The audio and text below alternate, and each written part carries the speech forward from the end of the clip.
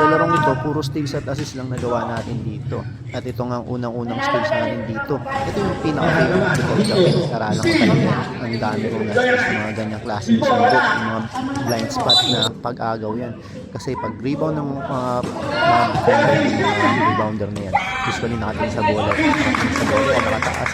At hindi nila titingnan yung landing nila. Kaya ako, step na perfect ko yan. Lagi ko na so, as a point guard, mas ako talaga yung nakaka-steals eh.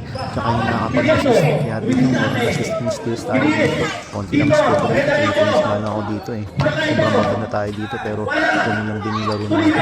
So, okay. Panoorin nyo lang yung buong laro. Mga steals lang yun ha. Huwag kayong mag-asawa. Baka ginalak nyo yung mga highlights. Mga dunks dyan. Wala ako nun.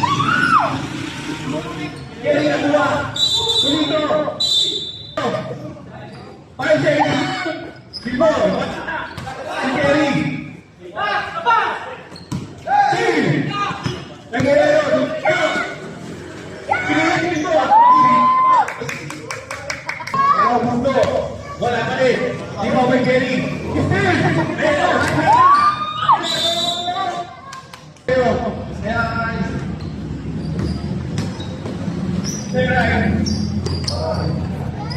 Every easy 2 points.